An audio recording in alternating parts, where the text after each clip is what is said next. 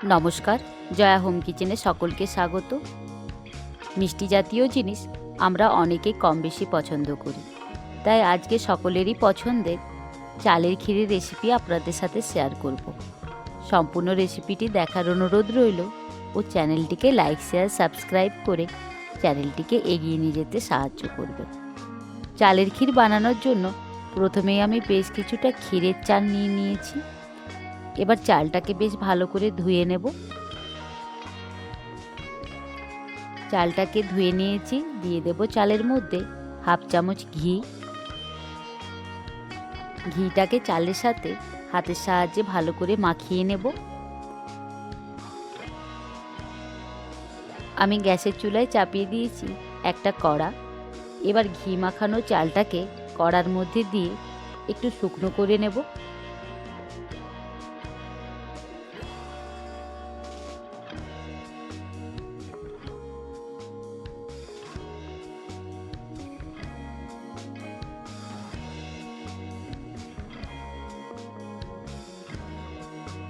চালটা অনেকটাই শুকিয়ে গেছে।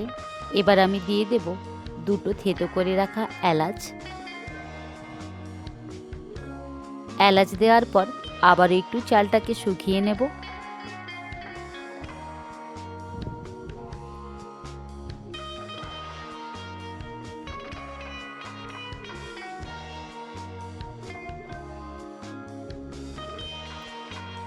চালটা সুন্দরভাবে শুকনো করে নিয়েছি। এবার চালের মধ্যে দিয়ে দেব 1 কিলো দুধ। দুধ দেওয়ার পর দুধটাকে বেশ ভালো করে জাল করে ঘন করে নেব। দুধ ঘন হওয়ার সাথে সাথে চালও সুন্দরভাবে সেদ্ধ হয়ে যাবে।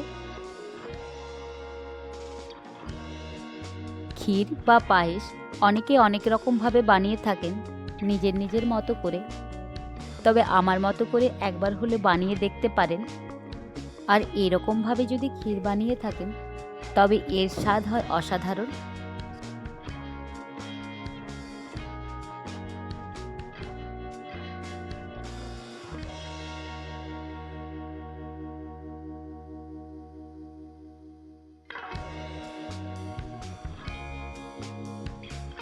বেশ কিছুক্ষণ জাল করার পর দুধটা অনেকটাই ঘন হয়ে এসেছে।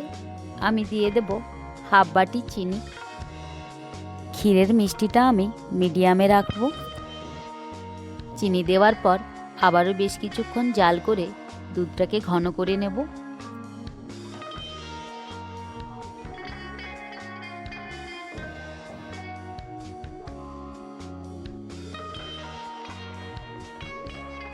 কিছুটা শুকনো নারকেল আমি গ্রেট করে নিয়েছি। এবার আমি ক্ষীরের মধ্যে দিয়ে দেব।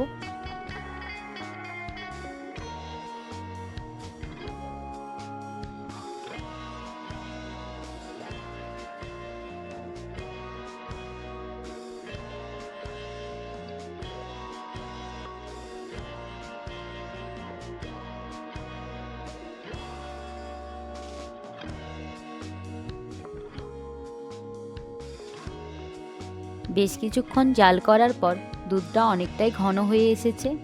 এবার আমি দিয়ে দেব কিছুটা কাজু।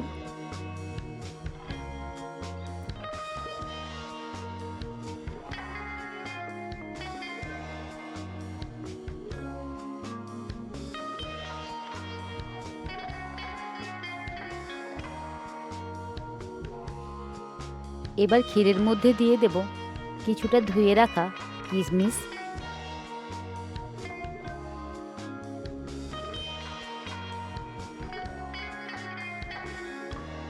চালটাও 90% মতো সেদ্ধ হয়ে গেছে। এবার আমি গ্যাসের আঁচ বন্ধ করে দেব। চালটা কিন্তু 90% মতো সেদ্ধ করে নিতে হবে। নামানোর পর গরম থাকা অবস্থায় 10% সেদ্ধ আপনা আপনিই হয়ে যাবে। খুব সহজেই অসাধারণ স্বাদের চালের ক্ষীর বা পায়েস আমার রেডি হয়ে গেল। এবার আমি একটা পাত্রে নামিয়ে নেব। রেসিপিটি ভালো লাগলে অবশ্যই বাড়িতে আপনারাও আমার মতো করে একবার বানিয়ে নিতে পারেন চালের ক্ষীর বা চালের পায়েস।